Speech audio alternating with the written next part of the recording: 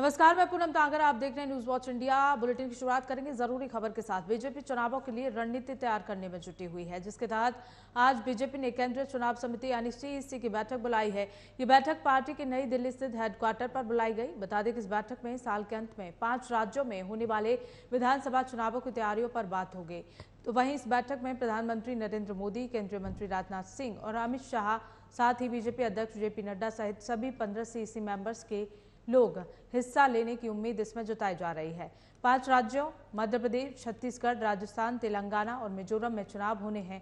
Party इसके लिए अपनी तैयारियां तेज कर रही है। जानकारी के अनुसार बैठक में कमजोर सीटों पर पार्टी को मजबूत करने पर विचार विमर्श किया जाएगा। बैठक में कैंडिडेट्स तय करने और प्रचार रणनीति पर भी चर्चा होने की संभावना है। पार्टी ने उन सीटों की एक सूची तैयार की है जिन पर उसे लगता है कि ज्यादा ध्यान देने की जरूरत है। इस पर भी बीजेपी चर्चा कर सकती है। इसी पर हमारे सहयोगी नागेंद्र भाटी हमारे साथ जुड़ गए हैं। नागेंद्र, दिल्ली हेडक्वार्टर में कुछ ही देर में मीटिंग शुरू होने जा रही है। क्या क्या महत्वपूर्ण बिंदु इस बैठक में रहेंगे?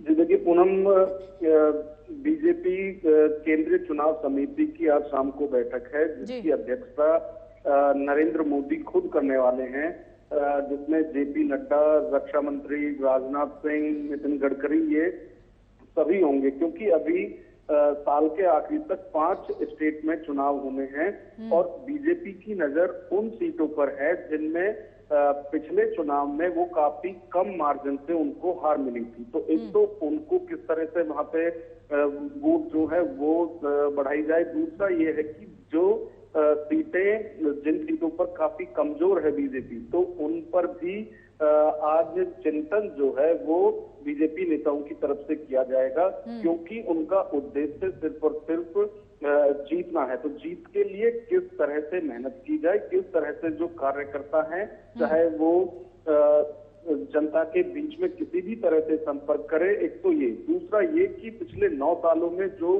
केंद्र सरकार ने काम किए हैं उनको मोदी गारंटी के तौर पर लोगों तक पहुंचाए, और जो लोगों से काम करने हैं, जो लोगों की अभी भी समस्याएं हैं, चाहे बड़े लेवल पर या छोटे लेवल पर, तो मोदी गारंटी करके उनको नाम दिया जा रहा है और वो लोगों तक पहुंचाया जाए कि पीएम मोदी ये खुद कह रहे हैं, भले ही चुनाव राज्य का हो, लेकिन जो भी वादे किए जाएंगे वो मोदी गारंटी के नाम पर किए जाएंगे। तो इस पर भी चर्चा की जाएगी। सबसे बड़ी जो टेंशन है बीजेपी के लिए वो ये है कि मध्य प्रदेश में पिछली बार बीजेपी को जीत नहीं मिली थी। उसके बाद जब ज्योतिरादित्य सिंधिया बीजेपी में आए, उसके बाद वहां पर बीजेपी की सरकार हुई है, तो पहले जैसी स्थिति ना हो। दूसरा, छत्तीसगढ़ में भी पिछली बार बीजेपी की हार हुई थी, वहां भी सुधार जो है उसके लिए ये आज मीटिंग की जा रही है। बीजेपी का मानना है कि छत्तीसगढ़ और मध्य प्रदेश में पार्टी काफी मजबूत स्थिति में है, तो कम से कम इन 2 सीटों पर पार्टी की जो जीत है वो होनी चाहिए। दूसरा, राजस्थान जो है उसको लेकर भी चिंतन किया जाएगा कि किस तरह से वहां जो हार हुई थी अब की बार वहां फिर से पार्टी सत्ता में आए। तेलंगाना की यदि बात करें तो वहां बीजेपी कोई बहुत ज्यादा स्थिति में है नहीं कि फाइट में भी हो, लेकिन फिर भी वहां किस तरह से आगे बढ़ा जा सकता है, क्योंकि 2024 में लोकसभा चुनाव भी है। तो भले ही विधायक जो है वो ना जीते, लेकिन माहौल इस तरह का हो कि वहां भी लोकसभा की सीटें बीजेपी को मिल जाए। उस लिहाज से भी किस तरह से बीजेपी ग्राउंड लेवल पर जाए, उस पर भी आज जो मंत्र है वो प्रधानमंत्री नरेंद्र मोदी की तरफ से जो सीईसी के मेंबर हैं उनको दिया जाए। जी बिल्कुल नागेंद्र, जैसा कि आपने कहा कि अगले साल लोकसभा चुनाव है और इस साल विधानसभा चुनावों को लेकर ये रणनीति तैयार की जा रही है, तो कहीं ना कहीं विधानसभा चुनावों में भी एक स्थिति साफ हो जाती है कि किस तरह की रणनीति जो बीजेपी की है वो इन चुनावों में काम आई और आगे भी लोकसभा में उसी तरह से वो रणनीति उस पर काम किया जाएगा बीजेपी की ओर से। जो केंद्र सरकार, जो केंद्र नेतृत्व है वो राज्य नेतृत्व है वो केंद्र सरकार की जो स्कीम है, वेलफेयर स्कीम, उसको जन जन तक पहुंचाने का काम करेगा। तो कौन कौन सी स्कीम है नागेंद्र वो केंद्र सरकार की? जी बिल्कुल, देखिए जो अभी तक 9 साल में केंद्र सरकार की तरफ से काम किए गए हैं वो, और जो महत्वाकांक्षी योजनाएं हैं प्रधानमंत्री की, अभी यदि बात की जाए मध्य प्रदेश का जो दौरा था पीएम मोदी का, उसमें 4000 करोड़ की जो योजनाएं हैं उनका शिलान्यास रखा गया था। उसी तरह से हर स्टेट में केंद्र और स्टेट गवर्नमेंट की तरफ से काम किए जा रहे हैं। तो जो वादे किए जाएंगे उन्हें मोदी गारंटी के तौर पर लोगों तक पहुंचाया जाएगा, और जिस तरह से विश्वास लोगों का प्रधानमंत्री नरेंद्र मोदी के प्रति है, उसको ही भुनाने की कोशिश इन 5 राज्यों के चुनाव में भी किया जाएगा, क्योंकि 24 के फर्स्ट क्वार्टर में ही चुनाव है और ये इस साल के आखिरी में होने, तो बहुत ज्यादा वक्त अब लोकसभा चुनाव के लिए भी नहीं है। तो एक सेमीफाइनल की तरह ये देखा जा रहा है कि जो ये 5 राज्य हैं उसमें किस तरह का जो लोगों का रुख है वो सरकार के लिए है या नहीं है, उसके लिए भी अब जो मेहनत है वो किस लेवल पे की जाएगी, उसकी आज जो चिंतन है वो इस बैठक के अंदर किया जाए। बिल्कुल जाहिर सी बात है नागेंद्र, मध्य प्रदेश में बीजेपी की सरकार है और ऐसे में कहीं ना कहीं जब ज्यादा समय तक कहीं कोई सरकार रहती है तो वोटिंग में, मतदान में बड़ा अंतर देखने को मिल सकता है। इसके लिहाज से भी बीजेपी की जो रणनीति है वो आज जो मीटिंग है वो इस लिहाज से भी जरूरी हो जाती है। नागेंद्र जी बिल्कुल, देखिए यदि मध्य प्रदेश की बात की जाए तो सिर्फ 2 साल का अभी एक पीरियड ऐसा रहा था जिसमें कि बीजेपी की सरकार नहीं थी, लेकिन एक लंबे अरसे से जिस तरह से एक ही मुख्यमंत्री है और एक ही पार्टी की सरकार है, उससे लोगों में उदासीनता चुनाव के टाइम पे जरूर देखी जाती है, क्योंकि यदि सरकार के खिलाफ हैं लोग तो उसमें बढ़ चढ़कर हिस्सा वोटिंग में लेते हैं, लेकिन यदि सरकार के फेवर में भी है और फिर भी एक उदासीनता लोगों में रहती है, एंटी इनकम्बेंसी भी होती है, तो ये भी इसमें चर्चा आज की जाएगी कि जो लोग हैं वो मतदान केंद्र तक पहुंचे, यानी जो उत्सुकता है वो लोगों में होनी चाहिए। यदि लोग उदासीन होंगे तो फिर जो नतीजे हैं उनसे फर्क पड़ सकता है, क्योंकि किस पार्टी के जो समर्थक हैं वो ज्यादा वोट देने गए हैं या किस पार्टी के नहीं गए हैं, वो जब वोट कम पड़ती है उसमें पता नहीं चलता है, तो उससे नतीजे किधर भी जा सकते हैं। तो बीजेपी की सबसे बड़ी चुनौती यही है कि मध्य प्रदेश जैसे बड़े स्टेट में यदि वहां फिर से सरकार को रिपीट करना है और पहले जैसा हाल से यदि बचाना है तो वहां लोगों को वोट डालने के लिए उत्साहित करना पड़ेगा। जी बिल्कुल नागेंद्र, कितने बजे से बैठक शुरू होने जा रही है दिल्ली में? ये आज शाम को बैठक है जिसकी अध्यक्षता खुद प्रधानमंत्री नरेंद्र मोदी करने जा रहे हैं। तो एक बड़ी जो मैसेज है वो आज इस मीटिंग के जरिए दी जाएगी कि दूसरी पार्टियां जहां अभी उधेड़-बुन में लगी हुई हैं, वहीं बीजेपी जो है वो एकदम इलेक्शन मोड पर आ चुकी है। तो आज शाम को जो है वो प्रधानमंत्री की अध्यक्षता में सभी जो सीईसी के मेंबर हैं वो उसमें मौजूद रहने वाले। जी चलिए, बहुत बहुत शुक्रिया नागेंद्र आपका हमारे साथ जुड़ने के लिए। इसी बीच खबरों में आगे बढ़ेंगे।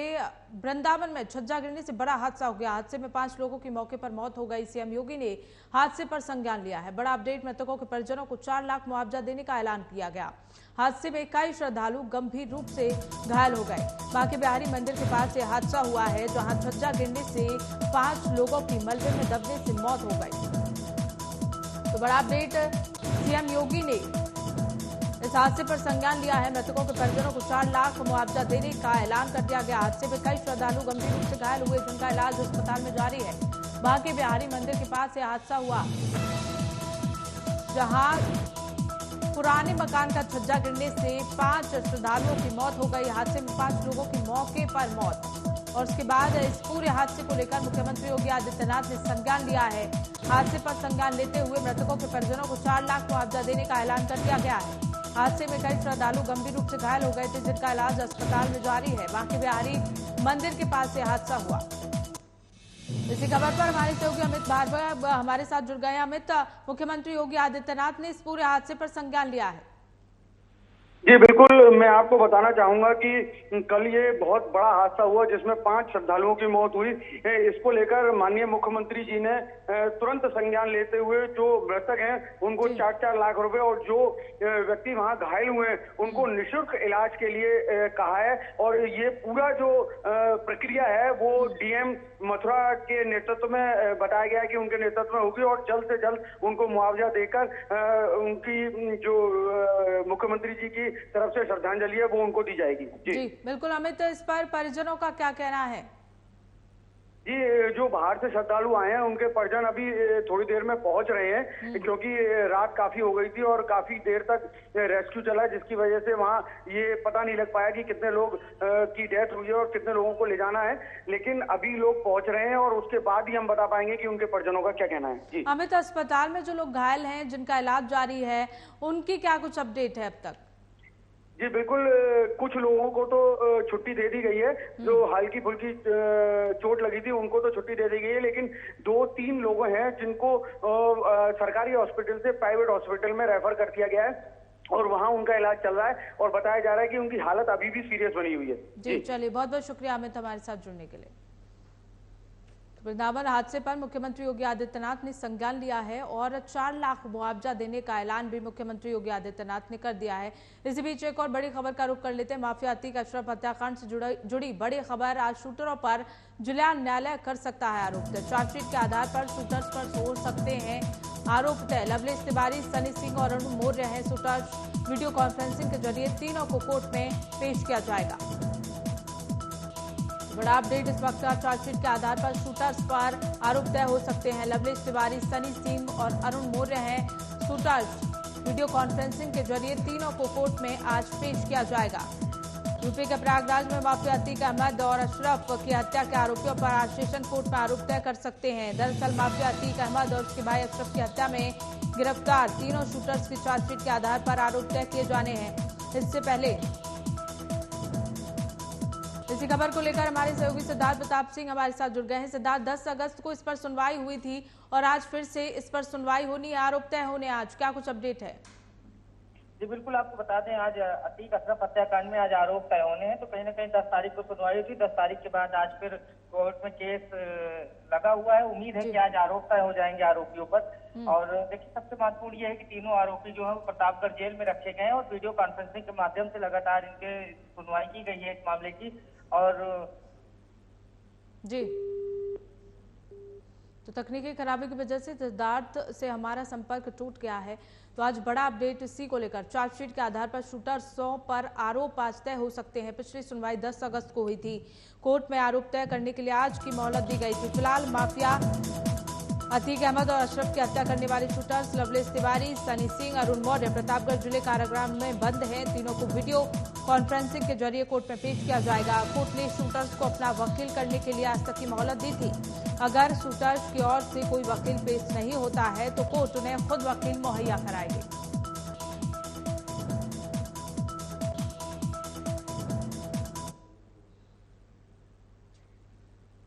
खबरों में आगे बढ़ेंगे। पूर्व प्रधानमंत्री अटल बिहारी वाजपेयी की आज 5वीं पुण्यतिथि है। देश उन्हें नमन कर रहा है। आज राष्ट्रपति द्रौपदी मुर्मू, उपराष्ट्रपति जगदीप धनखड़, प्रधानमंत्री नरेंद्र मोदी, रक्षा मंत्री राजनाथ सिंह समेत अन्य नेता सदैव अटल पर श्रद्धांजलि देने के लिए पहुंचे हैं। वीवीआईपी ने अटल जी को याद किया और पुष्प अर्पित किए। समाधि स्थल पर स्पीकर ओम बिरला, गृह मंत्री अमित शाह भी पहुंचे। अन्य बीजेपी नेताओं और मंत्रियों के साथ एनडीए के सहयोगी दलों के नेता भी श्रद्धांजलि कार्यक्रम में शामिल होने पहुंचे थे।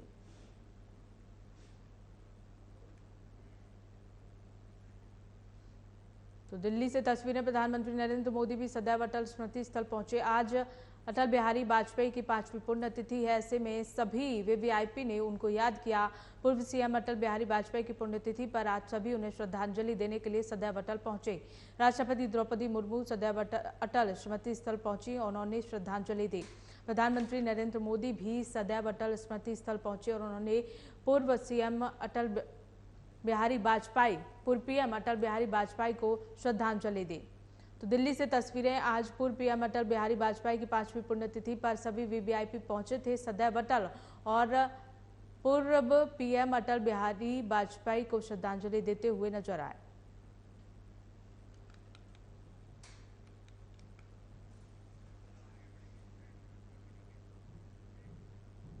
तो वहीं दिल्ली राष्ट्रीय राजधानी क्षेत्र शासन संशोधन कानून लागू होने के बाद दिल्ली विधानसभा सत्र बुधवार से शुरू हो रहा है।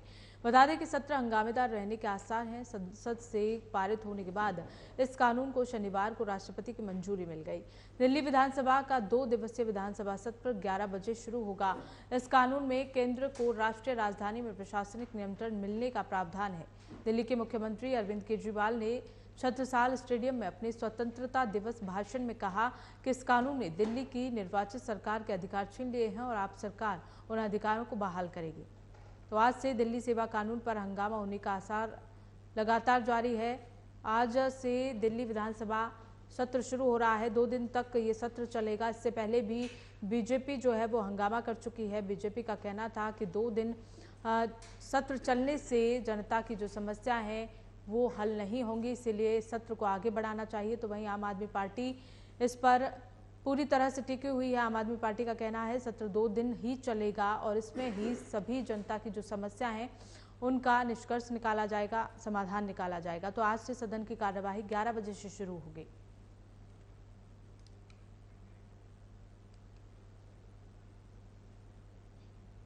कांग्रेस के राष्ट्रीय महासचिव राहुल गांधी 16 अगस्त से यानी आज हिमाचल प्रदेश के कुल्लू और मनाली का दौरा करेंगे। यहां पर राहुल गांधी बाढ़ प्रभावितों से मुलाकात करेंगे। बता दें कि राहुल गांधी 9 जुलाई को आई बाढ़ के कारण प्रभावित क्षेत्रों का दौरा करेंगे। इस दौरान वो बाढ़ से नष्ट हुए मार्ग और अन्य क्षेत्रों का जायजा भी लेंगे। कुल्लू और मनाली में 9 जुलाई को भारी बारिश के बाद ब्यास नदी में बाढ़ आ गई थी। इस दौरान हाईवे सहित कई घर और बसें पानी में बह गए थे। अब तक यहां पर जिंदगी पटरी पर नहीं उतर पाई है। फिलहाल राहत और पुनर्वास का काम लगातार जारी है। ये तस्वीरें कुल्लू मनाली से, जहां आज राहुल गांधी पहुंच रहे हैं। 9 जुलाई को आई बाढ़ की वजह से यहां का जीवन अस्त व्यस्त हो गया था और लोगों को अपने घरों को छोड़कर सुरक्षित स्थानों पर भेजा गया था, जिसका आज जायजा लेने के लिए राहुल गांधी पहुंच रहे हैं। कुल्लू मनाली के दौरे पर आज राहुल गांधी रहेंगे। बाढ़ की वजह से प्रभावित क्षेत्रों का दौरा करते हुए नजर आएंगे।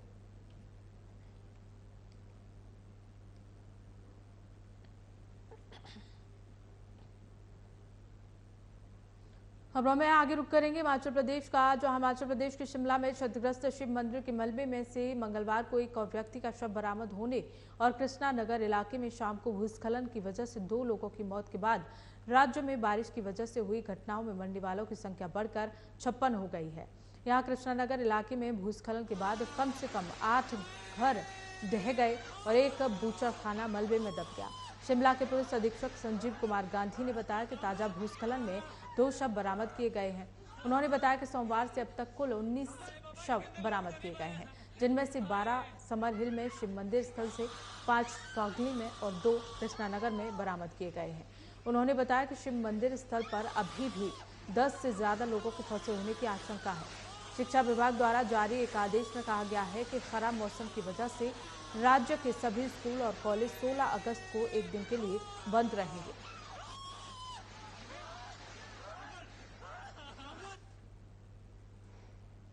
बीएसपी अब मध्य प्रदेश, छत्तीसगढ़ और राजस्थान में अकेले चुनाव लड़ेगी। पार्टी प्रमुख मायावती ने इस फैसले का ऐलान कर दिया है। इन तीनों राज्यों में पार्टी बेरोजगारों, किसानों और महिलाओं के मुद्दों पर चुनाव लड़ेगी। ये फैसला चुनाव से पहले गठबंधनों का संकेत हो सकता था, लेकिन अब बीएसपी ने ऐसा कुछ साफ नहीं किया है। बता दें कि मध्य प्रदेश, छत्तीसगढ़ और राजस्थान में बसपा अकेले चुनावी मैदान में है। बीएसपी प्रमुख मायावती ने बीते सोमवार को इसका ऐलान कर दिया।